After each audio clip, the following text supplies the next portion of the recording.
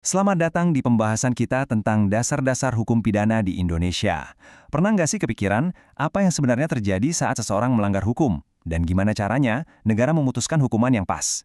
Yuk, kita bedah bareng-bareng sistem yang menjaga ketertiban dan keadilan bagi kita semua. Oke, ini dia peta perjalanan kita hari ini. Kita akan mulai dari peran hukum pidana, lalu masuk ke definisi-definisi penting, tujuannya apa, fungsinya gimana, sampai nanti kita bongkar konsep kunci yang jadi fondasinya. Langsung aja, kita mulai. Oke, pertama-tama, yuk kita pikirkan sesuatu yang paling mendasar. Setiap masyarakat kan pasti punya aturan, tapi gimana kalau aturan-aturan yang paling krusial itu dilanggar? Nah, disinilah hukum pidana masuk dan mengambil peran. Pusat dari semua ini adalah kata pidana. Menurut para ahli, ini tuh bukan sekedar penderitaan biasa loh. Ini adalah sebuah konsekuensi yang sengaja diberikan oleh negara karena seseorang udah melanggar aturan main yang disepakati bersama. Jadi ini adalah sanksi resmi, bukan cuma sekedar nasi buluk atau apes.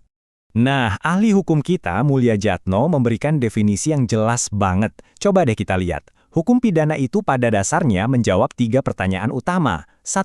Perbuatan apa aja sih yang dilarang? 2. Siapa yang bisa dihukum kalau melanggar? Dan 3. Gimana cara menghukumnya? 3 pilar ini yang membentuk keseluruhan sistem hukum pidana kita.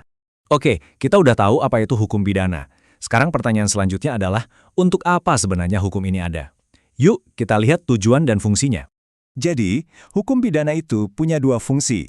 Secara umum, ya sama aja kayak hukum lainnya, mengatur biar masyarakat tertib. Tapi fungsi khususnya ini yang beda, yang jauh lebih tajam. Tujuannya adalah melindungi hal-hal paling penting, seperti nyawa, kebebasan, dan harta benda dengan ancaman sanksi yang paling serius dibanding bidang hukum lain. Ngomong-ngomong, hukum pidana itu nggak cuma satu jenis aja loh. Kita bisa bayangkan ini seperti perpustakaan besar yang punya beberapa bagian, di mana tiap bagian itu ngebahas topik hukum yang beda-beda. Gini deh cara gampangnya, hukum material itu adalah daftar peraturannya. Isinya tentang apa yang dianggap kejahatan dan apa hukumannya. Nah, kalau hukum formil itu adalah buku panduannya. Isinya tentang bagaimana proses penegakannya, mulai dari investigasi sampai putusan hakim. Ada lagi nih pembagian penting yang bisa kita lihat di sini. Ada yang namanya hukum pidana umum. Nah, ini berlaku untuk semua orang, tanpa kecuali. Sumber utamanya ya KUHP. Di sisi lain ada hukum pidana khusus, yang dibuat untuk kasus-kasus atau kelompok tertentu, contohnya hukum untuk militer atau undang-undang tentang korupsi.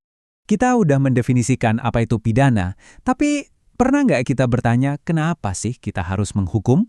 Ternyata filosofi di baliknya itu sama pentingnya dengan aturannya sendiri. Ternyata ada beberapa teori utama tentang kenapa kita menghukum. Ada teori pembalasan, yang intinya adalah biar adil, setimpal dengan perbuatannya.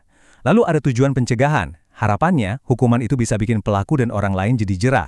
Ada juga tujuan rehabilitasi, yang fokusnya memperbaiki si pelaku biar bisa balik jadi anggota masyarakat yang baik. Dan terakhir tentunya untuk melindungi masyarakat dari bahaya. Akhirnya, kita sampai di bagian terakhir. Mari kita bahas satu konsep kunci yang jadi fondasi dari seluruh bangunan hukum pidana yang sudah kita bicarakan dari tadi. Dan ini dia, asas legalitas. Dalam bahasa Latin bunyinya keren banget. Nullum crimen, nulla poena sine previa lege poenali. Wah, kedengarannya rumit ya. Tapi tenang, artinya justru sangat sederhana dan luar biasa penting. Prinsip ini intinya bilang begini, tidak ada perbuatan yang bisa dihukum kalau belum ada undang-undang yang melarangnya.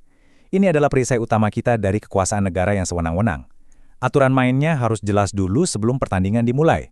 Nah, ini meninggalkan kita dengan sebuah pemikiran akhir. Seiring masyarakat kita terus berkembang, fokus dari sistem keadilan kita juga harus terus kita diskusikan. Menurut Anda, apa sih yang paling kita hargai dari sebuah keadilan? Seluruh materi dalam penjelasan ini kami rangkum dari karya-karya fundamental para ahli hukum pidana di Indonesia. Semoga penjelasan singkat ini bermanfaat. Terima kasih banyak telah menyaksikan.